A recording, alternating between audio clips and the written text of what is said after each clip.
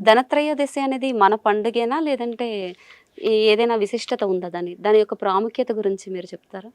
బేసికల్‌గా ఏదైతే ఇప్పుడు నరక చతుర్దశి, దీపావళి అంటున్నామో, ధనత్రయోదశి అనేది మనం వేరే చోట నుంచి అడాప్ట్ చేసుకుందే. హ్మ్. కాబట్టి నచ్చితే చేసుకోవచ్చు.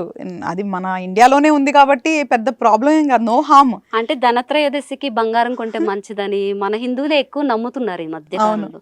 అక్షయ తృతీయ అని చెప్పి అక్షయ తృతీయకి కొనేస్తున్నారు. అవును. ధనత్రయోదశికి కూడా ఇది కూడా మంచిదని చెప్పి బంగారం షాపుల మీద పడుతున్నారు. అవును. అంటే దీనికి రీజన్? జనరల్‌గా అది చెప్పాను గదరా! 2 కూడా మనం కాదు. మనం వేరే చోట నుంచి అడాప్ట్ చేసుకున్నాయి. అవును. వెండి, బంగారం వస్తువులు కొనుక్కుంటే మంచిది అనేది చెప్పడం జరిగింది. దీనివల్ల 2 ఒకటి వ్యాపారస్తులు బాగుపడాలి. రెండోది మనం ఒక వస్తువు కొనుక్కోవడానికి ఒక కారణం కావాలి. అవును. మనం సంవత్సరంలో ఎన్ని సార్లు కొనుక్కున్నా ఆ రోజు కొనుక్కోవాలి అన్న దాంతో అన్నా కొనుక్కుంటున్నాం గదా! సో ఈ రోజు రేపు బంగారం, వెండి రేట్లు పెరుగుతున్నాయి కాబట్టి కొనుక్కున్నా కూడా నష్టం లేదు. కాకపోతే ఇప్పుడు రేట్లు ఎక్కువ ఉన్నాయి కాబట్టి చూసి తీసుకోమని చెప్తాను. అవును.